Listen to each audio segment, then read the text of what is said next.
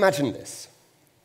I'm sitting down for dinner with a leading expert in biodiversity. One of the world's leading experts, actually. And we've been talking about a lot of things. We've been talking in particular about fisheries, the world's oceans, the depletion of the world's fishing stocks, and the waiter comes over with the menu. Oh, that looks nice. I'll have the grilled swordfish, please, he says, and hands the menu back. I'm going, what? I don't say anything. Maybe too polite. But a little while later, I'm in a bar after a conference with a man who is a climate scientist. He works up in the Arctic measuring melting rates. And the conversation goes, as it does, towards what are we going to do for our holidays? Well, I say, I'm going to be sitting in a damp field in Wales in a tent. He goes, oh, well, I love skiing. I'm off on a skiing holiday in South America, he says. I go, hang on, I'm sorry, there's a disconnection here. I mean, you know in a sustainable world, one planet living, you know that we cannot just go flying off to the corners of the globe when we want to just for our own fun. He says, whoa, easy there. He says, I need that holiday. He says, my work is important, and I need a break. Okay. So see, it's easy when you're in that position. You go, ha, it's you.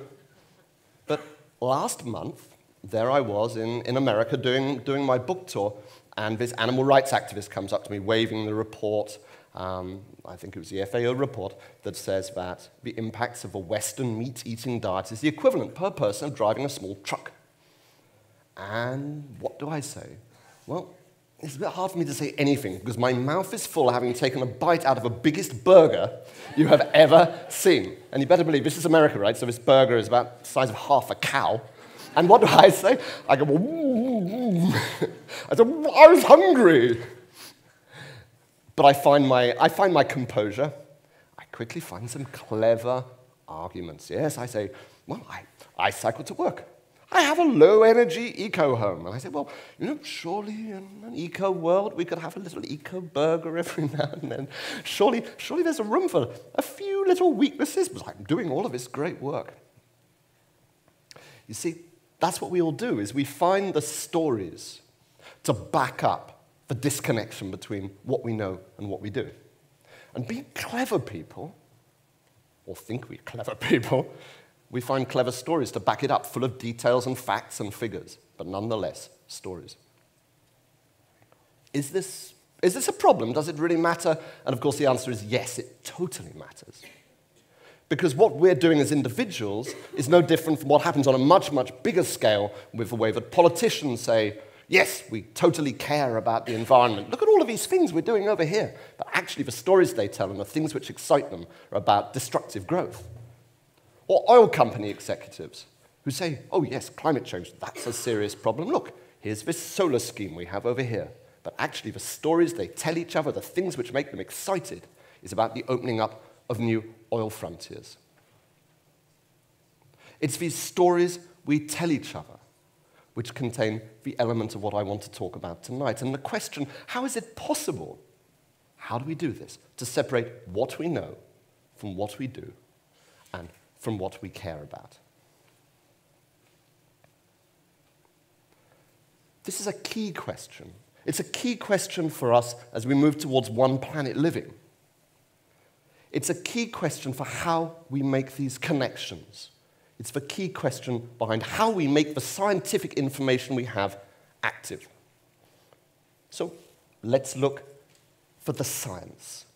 So for the last 2 years, I've been speaking to some of the world's leading psychologists about trying to understand what the connection is. And one of the things that they told me is that the human brain processes information in different ways. The science goes into our analytic brain. This deals in the language of symbols, data, statistics. But there is a second parallel system in our brain, built right into the architecture. You can see it with neural imaging. And this moves through emotions, values. It speaks in the language of experience and stories. It's these stories that make the connection in people's minds. Now, this is a problem for the science, because stories can take on a life of their own. Because as soon as we get away from the rigors of peer-reviewed science, these stories, they start to become shaped. They become molded by the values that people have, by their own worldviews. As they move between people, they grow. They grow mass, and they grow shape, and they grow form, they become creative, and they become something quite different. Sometimes, especially on the issue of climate change, bearing no relationship to the original science whatsoever. And climate change is particularly prone to this issue because it has so many variables. It is wide open for multiple interpretations. So, is climate change here? Or is it there? Is it now? Is it in the past? Or is it in the future? You see, if you care passionately about climate change, you'd say, well, it's here, it's now, it's urgent, we must do something about it. And if you don't care, or if the science has somehow not reached you, you have every room to say, you know what, it seems uncertain to me. There's still lots of debate in it. It doesn't seem to be here, it seems to be over there. It's a peculiar fact in the statistics and the surveys that the vast majority of people in the general public believe that climate change is something way, way, way in the future, a major threat for future generations. In fact, in some surveys, more people think that climate change is a threat for future generations than even think that climate change is a major threat. Just think about that. That the way that they can take hold of this information is only when it is pushed way, way far in the distance. Now, what surprised me when I was doing my research is that this kind of creative storytelling, the way that people pick and shape the story around their own values and concerns, also applies in areas that have major climate change impacts, places that are on the front line of extreme weather events. So, we're talking stories. Here's another story. I'm sitting opposite the editor of a small newspaper in a small mid-Texan town, but no ordinary town. It's a town called Bastrop. And 1/3 of the whole town, including the house of the editor itself, was burnt down in the largest wildfires in Texan history, following the worst drought ever recorded in Texan history. And I say to her, why has your newspaper not covered climate change? She says, oh, we would if it was relevant to us here in Bastrop County. But we're only a little newspaper, we're a local newspaper, and we talk about local issues. Okay. A year later, I'm in New Jersey. This is a few months after Hurricane Sandy demolished huge swathes of the coastal towns of New Jersey, and you can see the damage everywhere you go. Whole areas of towns just turned to matchwood.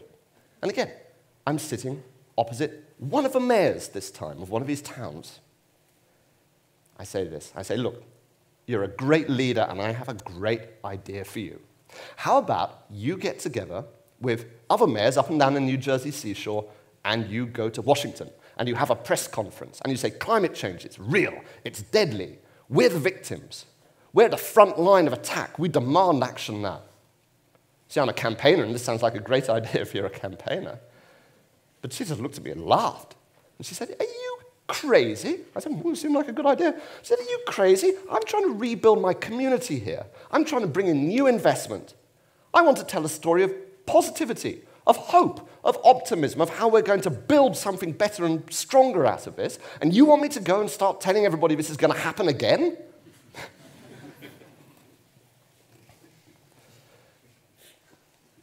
This is the problem with stories. You see, some stories are fundamentally appealing to us, and we cherry-pick the ones that we like or the ones that speak to our values, the ones we want to tell. And some are simply not, and we push them away and discard them. And let's face it, who wants to accept some of the bad news and some of the frightening, anxiety-making things, say, with climate change? And the most compelling story, if we look at the things which motivate and move us, are stories that contain enemies with intention to cause harm. You know, children as young as 3 years old can tell the difference in experiments between something that is just an accident or something where there's an enemy with the intention to cause harm. And this is a real problem for climate change, because there are no clear enemies except maybe us and what we do. And we're just putting food on the table. We're just driving our kids to school. We have no intention of causing harm. And this makes it a very hard issue to communicate. And when I open my newspapers today, the newspapers are not talking about fishing or deforestation or climate change. All of the stories in there, the things that are just generating people's attention, that grab their focus, are about enemies. Whether it's Islamic State, or whether it's about terrorism, or whether maybe it's about some murder case, or things which are here and now, like Ebola, something immediate. These are the things where we go, yes, we pay attention. Now, last month, President Obama was standing in front of the United Nations, and he was saying climate change is a much bigger threat than all of these things. We need to pay attention to climate change. And yes, and he said, yes, climate change is shaping the contours of this coming century. But you see, the problem is that the contours are on that far distant hill over there, and all of our attention tends to be fixated on what's coming at the next bend in the road. Where are we going from here? And are there enemies there? And so as a campaigner, I try and find ways of telling stories that contain enemies. We all do. It's the fossil fuel industry. It's the oil billionaires who fund disinformation. It's the system. It's corrupt governments. It's capitalism. And I've worked on these issues all my life. And it is true. There are major fights and struggles out there. But I'm also a radical. And for me, the most radical thing that I can do these days, the crazy idea I have, is I want to spend my time talking to people who are not like me, who have different values. And when I meet these enemies, it's not so clear to me that they're enemies. It seems to me more clear that they're people who cannot make the connection between what they know and what they believe and what they do. And I also am deeply, deeply concerned that in between these two sides, the campaigners on the one side, the clearly negligent, malfeasant on the other, there are whole swathes of decent and honorable people who somehow have been dropped out of the story. You know, it's a tragedy, it's a disaster that right across the world, and especially in the English-speaking countries, conservatives are treating climate change as if the issue is toxic. In America, a denial of climate change, a refusal to accept the science, has become a stronger definition of your politics than any other single issue. The story we've been telling has simply failed to engage many people of center-right politics. And they need their own story, told by each other, about the values which are there, which are important for them.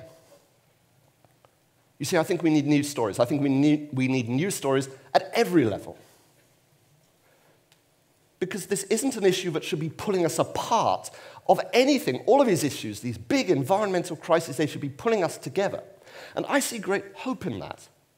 Because as humans, we have immense capacity for cooperation, for working together to common goals. Because just as we could say we're wired to ignore things, we're also wired to work together in the most extraordinary way. The whole world we live in has been built and constructed out of cooperation and working together. And if we have an enemy, well, maybe that enemy is something which is inside ourselves. Maybe that enemy is in the struggle that we have to make the connection between what we know and what we care about and what we do. Now, there is a story which cuts across all boundaries, and it's a powerful one, because it is the story of personal conviction. You know, you don't have to be inside the business world to be moved and excited when a corporate leader says that they've changed what they do, that they've had a personal revelation. They tell the story about how they come to change their business practices and do something new and something different. And you don't have to be an activist not to be excited by the sight of hundreds of thousands of people marching on the streets of New York, or the people all around the world who lay their lives on the line in order to defend the natural environment. And you'd have to have a heart of stone not to be moved by Yeb Sano in the way that he talked about Hurricane Haiyan in the effect it had on his family in the Philippines. And you have that power too. I think all of us, And you two have an immense capacity to influence the people around us. Because remember, that emotional side of a brain is constantly looking for signals of what the people around us are saying and doing. And that's what we build our own values on. So I ask you, go out into your life and spread your conviction. Hold it up high, say, this is what I care about and this is why it's important to me. And show people above all the process by which you got there. Because these things don't just suddenly happen to us. They come through a process of struggle, of uncertainty, sometimes of revelation, sometimes of things which open up new ways of thinking. We have all kinds of inconsistencies. Share those with people. Say, yes, this is not easy. But this is how I feel, and this is what is important to me. And if there are people out there who disagree with you, you know what? They can disagree and they can argue as much as they like with the science and with the data, but they cannot disagree with the fundamental truth of what you think and feel, and your right, your fundamental right to hold those views. Go out and make that difference. And I should say, as I've been telling a story.